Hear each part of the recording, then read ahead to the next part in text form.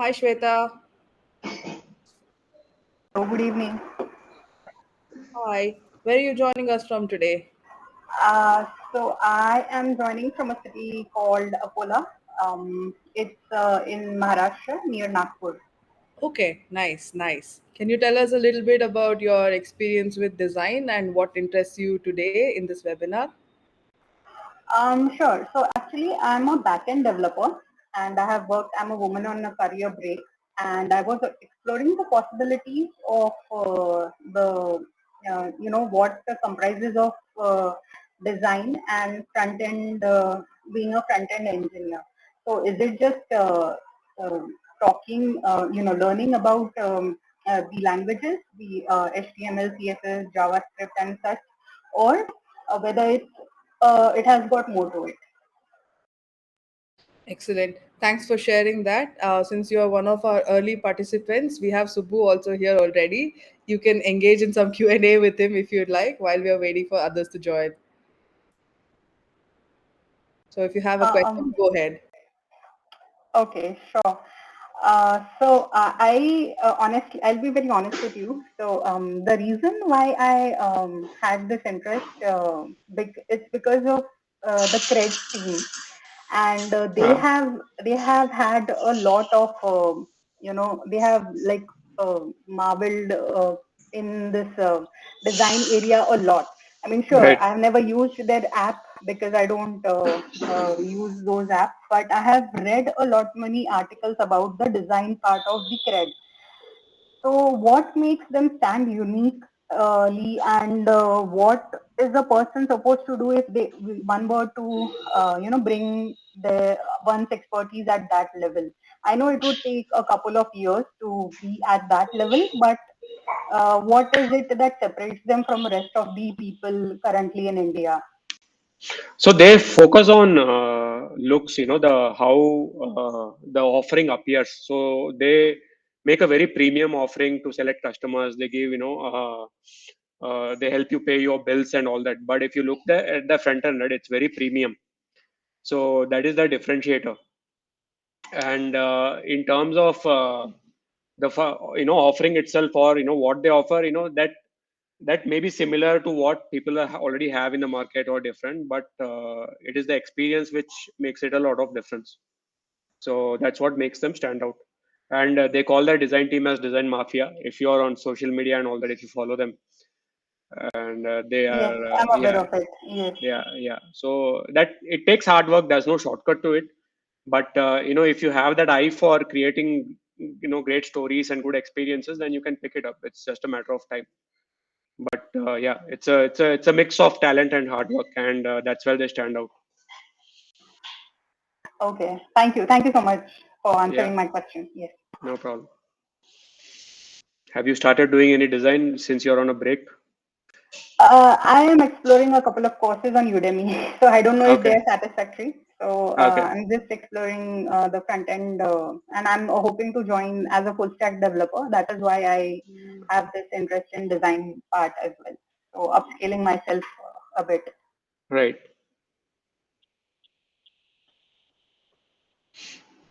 So with design, just like anything else, is you keep on doing, and your eye for detail keeps getting better. And now with AI, you can use AI tools also. So True. Just like being an artist, so a painter or such. yeah, so there are different. So Hope the I guess. when you come to UX design, right, it's a mix of artist and engineers brain. So you have to mix both and create usable solutions. If you look at people who do graphic design, that's where the artistic part comes in. True. When you design products, it's a mix of both art and science. Yeah. I don't know if you already have this covered in your presentation, but I was just curious to know a little bit more about Dieter Ram. Like, who is he? What is his background for people like me who don't know much about design? Yeah, so he worked for a German company called Braun. I'm sure you're familiar with it. They make electronic devices, and he was one of the pioneers of minimal design. And his design aesthetics, it influenced Apple a great deal.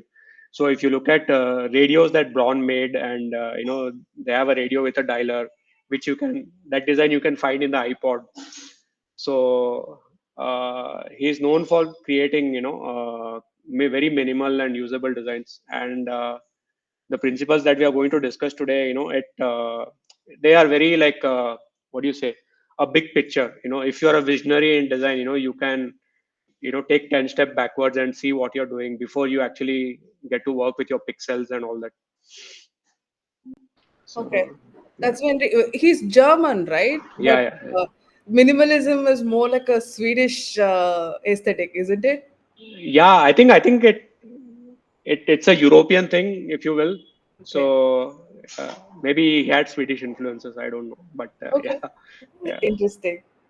Okay, it's 6:02. So Uh, let's get started. And okay, just for everybody's information, I'd like to set a little bit of context and then hand over the session entirely to Subbu. We'll yeah, also have a Q&A. And how would you prefer, Subbu, Q&A while you're doing or at the end? How do you yeah. want? Yeah, anytime. While feel free to stop me anytime if you have questions, and if you want to ask at the end, that's up to you. So I'm okay with it. Okay, perfect. Awesome. So let's get started. Welcome, everybody. Welcome to today's session on design Dieter Ram's 10 principles that's going to be conducted by Subbu here. He's our lead designer, UI UX expert. And let me actually share my screen to take you through a bit about who we are and why we're all here today. Okay. So we are Adaptive Creative Labs, and we have built a platform called the Smarties Club, where we are focused on skilling a million. We are trying to teach people skills in design, in cybersecurity, in instructional design. All of these are up and coming fields which you can excel using AI, where your job is not going to be replaced by AI. As a group, we are professionals coming from very diverse fields. We worked in MNCs, we worked in startups, in Intel, NetApp, Spotify, so on and so forth. But what sets us apart is that we also work with a group of instructional designers who help us make effective courses. As a company, we have worked with a lot of different clients all around the world and built thousands of hours of e-learning for them.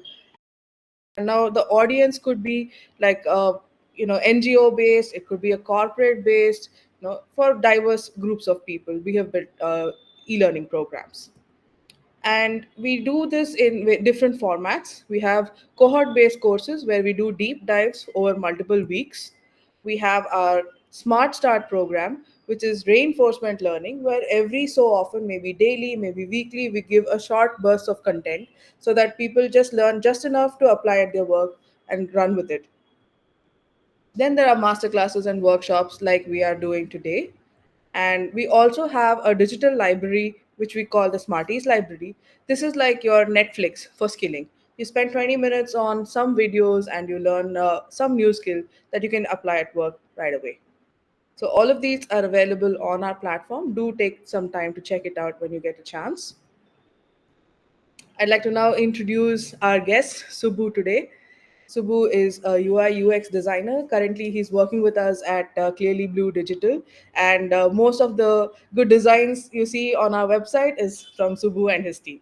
So he's also done a lot of product design and web design as well. Previously, he's been a developer and a project manager. I think the most interesting aspect about him is his non-duality, where he creates these Advaita-based T-shirts. I love some of them. So I would say he's a design guru with an Advaita bent of mind. Subbu, over to you now. I will not take more time. Okay, I'm going to share my screen. Thanks, Madhavi, for the introduction.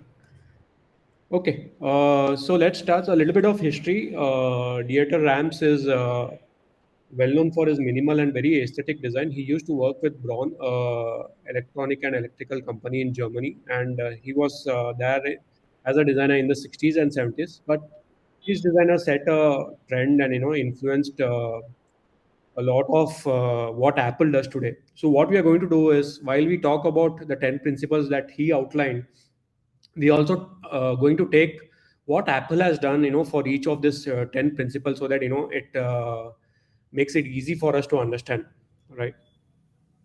So let's get started. So for his first principle is good design is innovative. So what he says is, you have to create design in such a way that we use technology, we use what's the latest in technology, and create something that solves problems. It is not just about creating something good looking, it is also about problem solving. For example, if you look in India, right, we had a UPI revolution. It changed the way people made payments. So that's an example of a innovative design. Like that, when you think of a problem and how you want to solve it, you have to keep a lot of these factors in mind. What's happening in the world of technology, what's latest, what can be improved, and what are the problems that are existing currently. And when bring all this together, you will get innovative ideas. So he's saying your ideas have to be innovative, and they should not be separate by themselves. They have to use the latest technology to solve problems in an innovative way. So we are taking an example of iPhone here. When the first iPhone came out, it had a certain wow factor because it mixed three different elements: the phone, the camera, and the music. So people could do all three on the same device. And we all know how Steve Jobs has a flair for theater and the way he introduces his product. So when he introduced the iPhone, he said that this it's a combination of all these three things. And there was a wow factor among the audience. But when the iPhone first came out, while we look at iPhone now, or any other phone now, we think it's not a big deal. But when it first came out, it brought together three different things: the camera, a music player, and a phone together in one device. And that was how Apple created, it unleashed a new way of innovation. So this is the first principle. The second thing is, you have to create something that is going to be used by the product. So this in business language is called as a product market fit. When you create something, unless there is someone to use it, your design is of no use. So when you're creating something, when you're solving a problem, always think about the user who's going to use it. If there is a user at all, if there is a user, understand what his pain points are, and how your product is going to solve problems for him. So if your product is not useful, it is not going to succeed in the market. Here we take the example of an Apple Watch. So what Apple did is, they brought a lot of different data points into the watch. While we use app, traditionally we have been using watches to, check time. Now what Apple has done is, even other smartwatches for that matter, you can track a lot of your health parameters on your watch.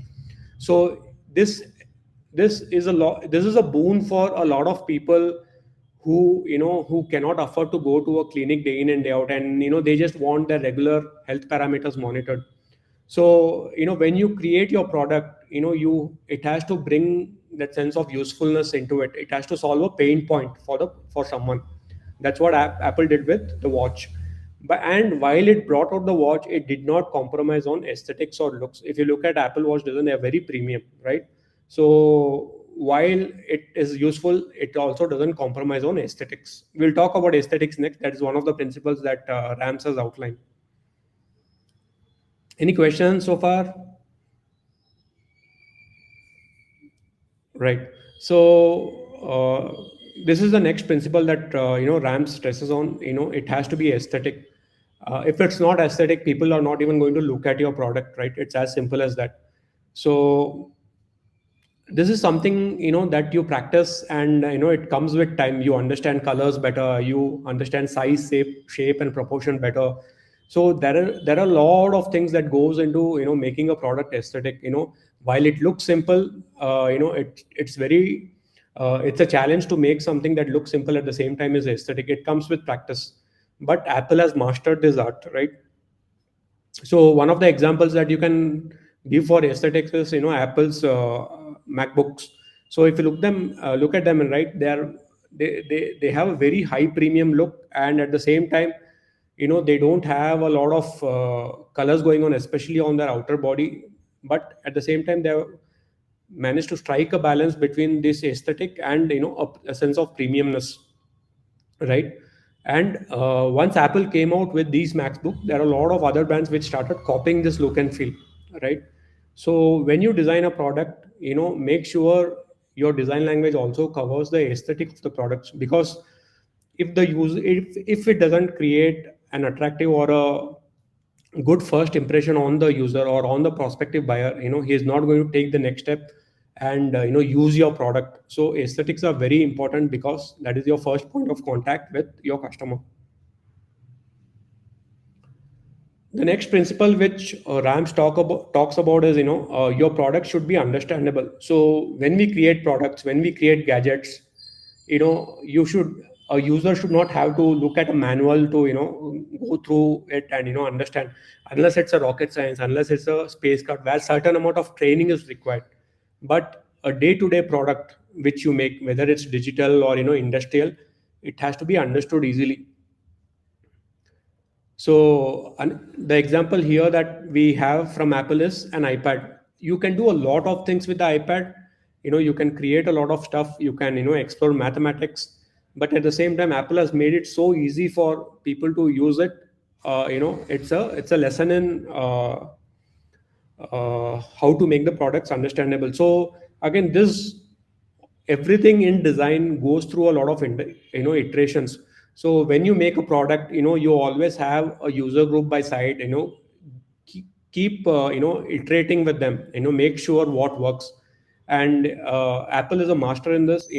They understand the user better than the user understands himself, right? And their products are known for usability. So if you compare Apple versus Windows, the one comment that you're most likely to hear from an Apple user is the ease of use, right?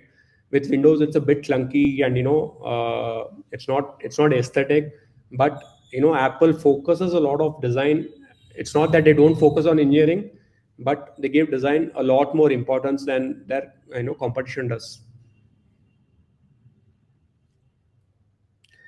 The next principle that Rams talks about is good design is unobtrusive. It does not come in the way of using a product, right? So what it means is your design has to be very transparent, in a certain way. For example, when you're supposed to do a task, when you're supposed to send your email, you don't have to break your head in understanding what an email is, or what you're supposed to do. When you look at an interface in front of your eyes, you know what to do, and there is no distraction. So when you design products that are highly usable, you have to make sure there is no distraction for the user in completing a task he has set out to do, right? And the design itself, in that way, it has to be empty. You have to let the user do what he wants, and exercise his choices. So one of the examples we have in from Apple is again Apple monitor. If you look at the monitor, right, your first impression is they are just aluminum boxes, but they are so simple and so usable, right? Not there is no distraction at all for the user when he wants to do a certain work. You don't see 20 buttons on the monitor stand. That it's very very minimal. So nothing comes in the way of you and your work, right? So that is what unobtrusive design is about.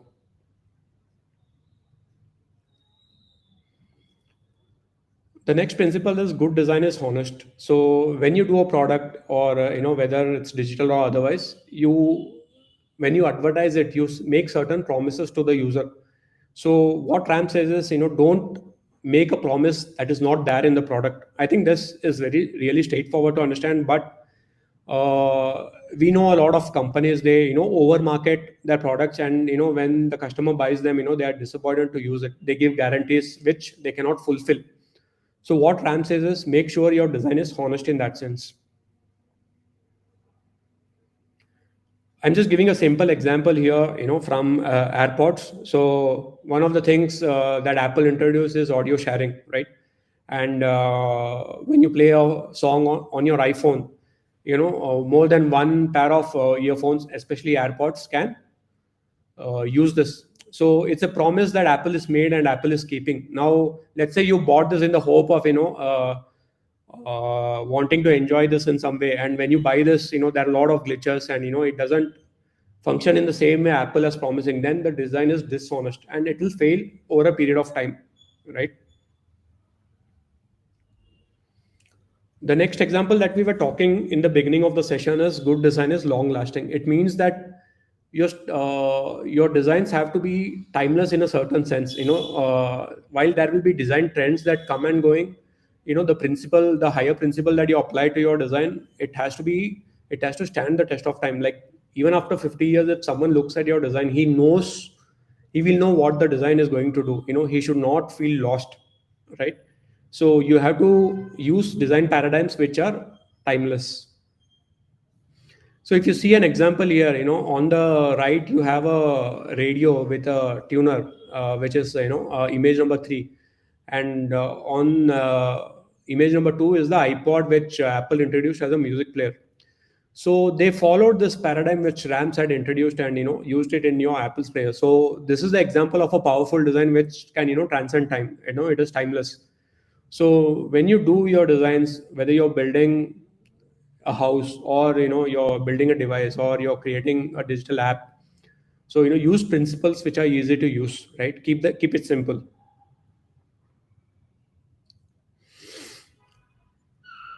The next principle is your design has to be pay attention to detail, to the very last detail. Nothing should be left to chance. You have to anticipate what your user is going to do, what mistakes he can make, and your design has to take care of that. For example, there are a lot of devices or products where the user makes a mistake and he does not know what he has to do. But your design, if it's good enough, it will anticipate the mistakes the user can make, and without blaming the user, it has to gracefully allow him a way to come back. You should not make a villain out of the user, right? That is how well defined your product should be. Now, I'll give you an example of a Apple keyboard. So we have a caps lock on the keyboard, right? So this is one of the things that Apple has perfected. So if you touch your caps lock by mistake, and if you touch your caps lock consciously, Apple has designed the keyboard well enough to know that it's an unconscious tap, and they will make sure they won't switch the caps lock on. That is the level of detail they go to, right? So this is an example for us to follow when we do our designs. What mistakes is the user likely to make? How is he most likely to handle the product? If you look at another example from daily life of a sauce bottle, right? The sauce bottle, the ad is, the sauce bottle is standing upright. But when you pour the sauce, on your, whatever you're eating, right? You have to turn the sauce upside down. So this is an example of a difference between UI and UX. So UI is what you're looking at, and UX is how you're experiencing the product. And UX is where, you have to factor in the user behavior a lot. It has to be uh, it should not be completely different than what you have in mind, right? Otherwise the product will not be successful. This is very important, and a reminder of what we are, as we are going through, in the world because of climate change, right? So what Rams is saying here is, be conscious of what impact your product is going to have on the environment, and make it as environment friendly as possible. So the amount of power it consumes, or the amount of what do you say, the products byproduct it's create, you have to make sure it doesn't create a harmful impact on the environment.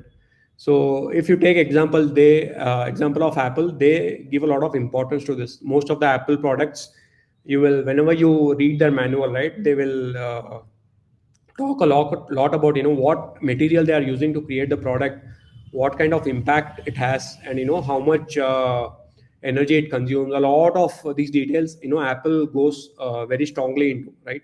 And this is a good example again for all of us to imbibe into our product design. Make create stuff which has very very little environmental impact.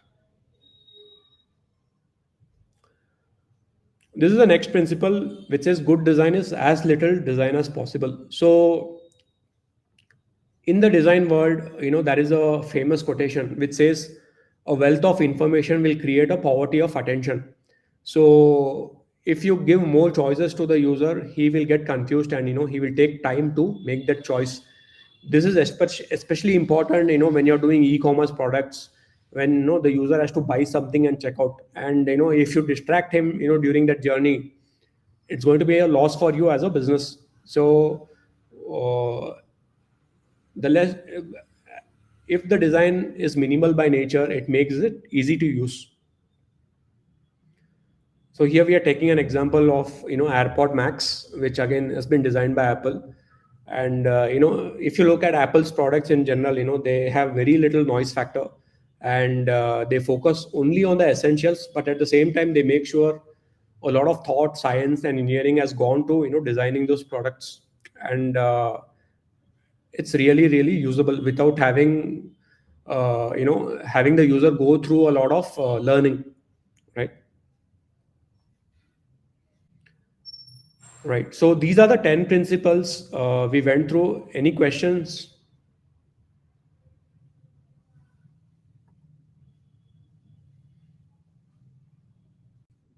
I'm not seeing any in the chat group. If someone wants to unmute and speak, please go ahead.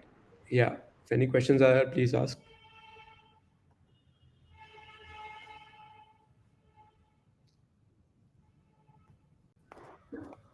So I have a question. Yeah. So, I observed the way you designed your presentation, the slide, Uh-huh. and how do you develop the eye for it? Like you specifically designed it in a way that the your attention first goes to the letters in bold in the corner, and then you the like I was and that's how I read. So I ended up searching for the text in small font. So how do you develop a skill for that? Is it also a part of design, or that is something you need to learn through some special skills or something like that? It's a part of design you will learn when you learn design. It's called hierarchy. So there are two kinds of hierarchy. One is information hierarchy and one is visual hierarchy. So when you saw the heading and the body text, right, the heading was bigger and the body text was in a bottom corner. So that is uh, that is the size of the text is the information hierarchy part. And the user eye, typically it goes from in a Z pattern from left to right, and bottom left to bottom right. So again, that is a visual hierarchy. So if you use stronger colors for your text and images, the user's attention will go there first. Whatever is grayed out and it's not so strong on the screen, the user attention will go there next. So a good design combines both visual hierarchy and information hierarchy, and it creates a very the user it helps the user scan through the product very easily. So that is something you learn as part of design. Thank you. Thank you so much. Yeah.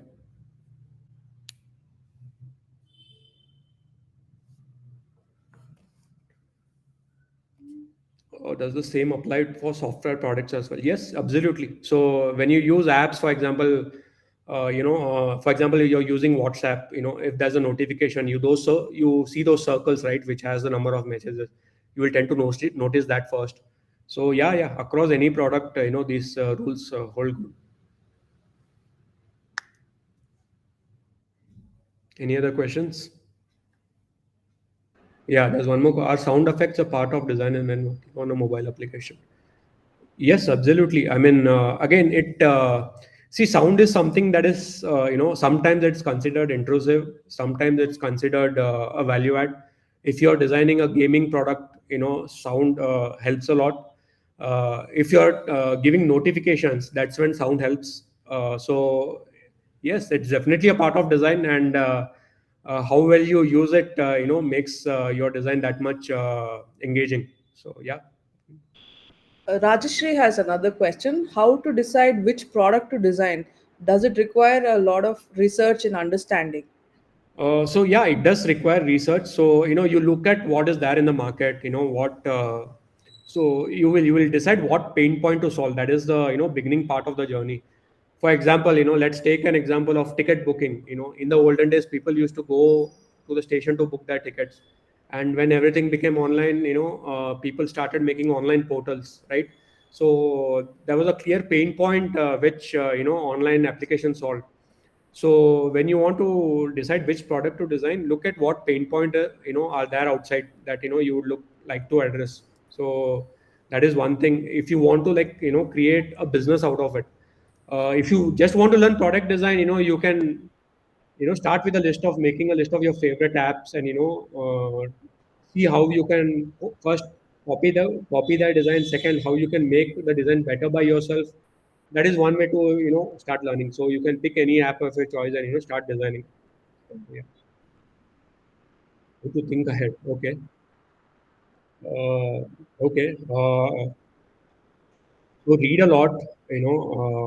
See what is happening out there. That will automatically train your mind to uh, think ahead. See how others have thought ahead. Look at people you admire and see what kind of ideas they came with. How far ahead were they able to think. So you can learn from people you. I think a mentor helps you, but start with following people you admire. Look at their thought process. There's a lot of information out there, especially in social media. So if you follow the right handles, you'll get a lot of inspiration. Subbu, are there any people you recommend following on social media? Whom do you follow?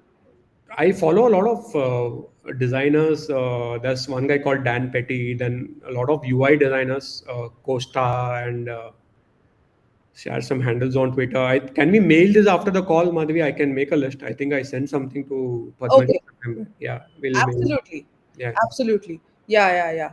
We do have more design information available in this package, which we call the Smarties Web Designer.